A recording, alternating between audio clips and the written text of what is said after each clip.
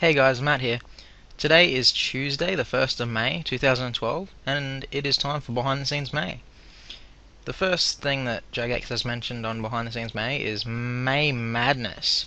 Basically, it reads, May is a great time to be a member, and anyone subscribed for the entire of May will be rewarded with 250k's worth of double XP boosts and 5k extra loyalty points on the 1st of June.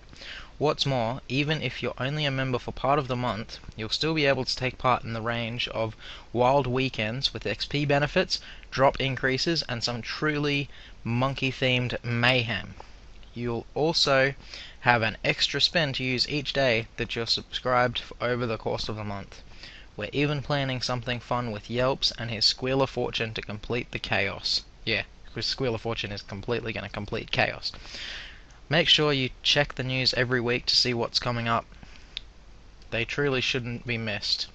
Now, that reminds me of the first bot nuke that happened last year when they had the bonus XP weekend, the bonus drop weekend and the XP triple zeal at Soul Wars and triple Slayer XP weekend and stuff like that.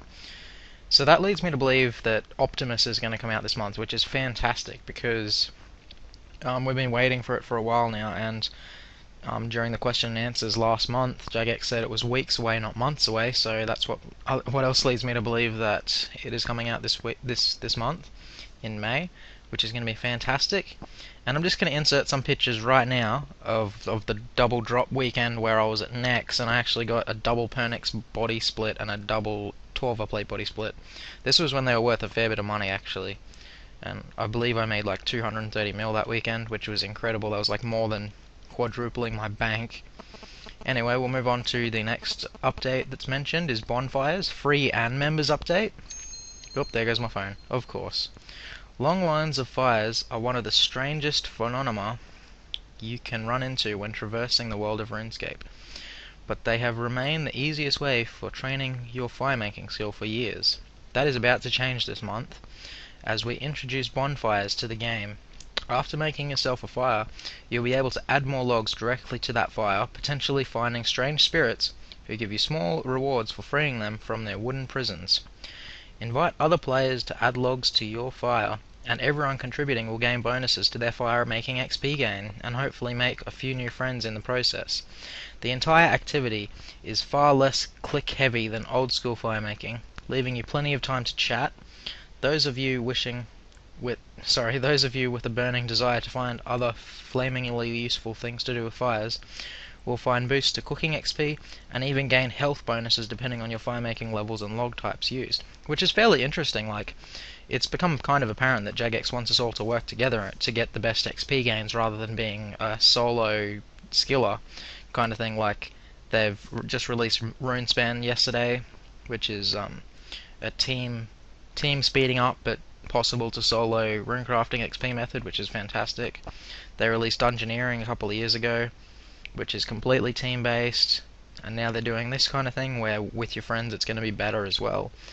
And it's interesting that they say health bonuses on cooked food, cooked on fires, which is, probably good. Like, maybe Rocktails will be able to heal an extra 20 life points per Rocktail if you cook them on a bonfire created with magic logs, which is very intriguing.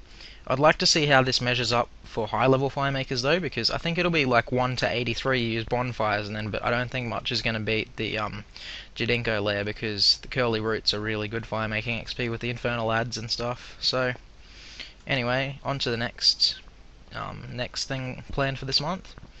Song from the Depths, members only quest. The villagers of Remington have been falling afoul of what seems to be a strange spell, one so potent that several of them have been asleep for days, even weeks, seemingly sharing a powerful dream. Local physicians are stumped as to why, and they need a new hero to solve the mystery. The Raptor, an magic, I can't even say that word, anyway, figure whose involvement scares many as the sleep curse itself, has gone ahead of you, and the families of sleeping men are relying on you to rescue their loved ones intact. In this brand new quest, available to all members and with no entry requirements, you'll be able to gain access to new upgradable crossbows and several hidden XP rewards while trying to free innocents from the grip of this crippling condition. Very high level players will also appreciate the final reward, a passive damage reduction buff, active during one of the most highly anticipated boss fights of all time. And that'll lead us on to the next little bit released this month, but I just want to quickly go over upgradable crossbows. That's obviously existing crossbows that are going to be able to be upgraded, so I'm guessing bronze through rune, but I'm really hoping that you can upgrade the chaotic crossbow, because that's going to really help at Nex and any other bosses that you use range for, which will be nice. And this passive damage reduction buff that they're talking about from the quest reward is only going to work during this highly anticipated boss fights of all time, which leads on to the next point. Queen Black Dragon, members only epic boss fight. Sometimes it's best just to run away and thank your lucky stars you're still alive and kicking. For those crazy enough not to heed the warnings scattered all around the known world, there's a real beast of a challenge waiting for you, and it's big, really big. In fact, you could fit 5 King Black Dragons in the mouth of this mother of all dragons. The kin won't be far away either, so be aware that your actions will be watched and noted for future retribution. And that will probably lead on to another Grandmaster quest after the Ritual of Majorat, where the Dragonkin doesn't like you killing the Queen Black Dragon. Anywho, from that paragraph, I do remember in a question and answer that I think it was Mod Mark did say that the Queen Black Dragon is going to be as big as the Grand Exchange, which is, a fair bit of space, I guess, for a monster. It's going to be the biggest monster in the game. And I think you might have to kill it in parts, I'm not sure, but it continues on to say, this new boss fight is aimed squarely at mighty combatants with a combat level at least 120 or higher. If you intend to survive, it is also designed as a solo fight, so no hiding behind your friends as you run screaming from her vicious fire breath attacks.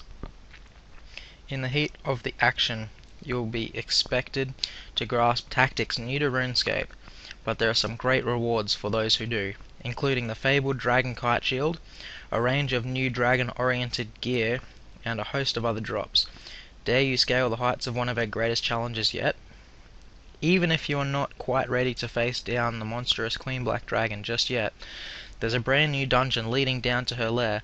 It includes training opportunities for a range of combat levels, along with particularly slimy sled of Slayer assignments, which is going to be good because I think new gear is going to come out, new Slayer assignments, new XP, new everything in that dungeon. That's going to be pretty cool, like the Polypore dungeon, I guess, but I think it's going to be even bigger. Another thing is they mention what combat level you need to kill this guy, or girl, Queen Black Dragon, I guess it's a girl. In the most recent question and answer, they said, actually it might have been in one of RuneShark's interviews with the Jagex guys, but they said that the combat stats of the Queen Black Dragon are pretty much directly proportional to Nex. The guys working on it just took Nex as a basic idea of what it's going to do, so I'm guessing the Queen Black Dragon is going to do just about as much damage. Probably won't heal, or else 30,000 life points is going to be a bit much for a solo person to kill, because they're going to make this a solo boss, which is really interesting, because as I said earlier in this video, they're aiming to actually make the game more team orientated. I guess they just they want like Nex to be the team one and this to be a solo boss, but anyway, that's going to be really interesting to see what drops the Slayer creatures in her dungeon drop and what she drops other than the Dragon Kite Shield.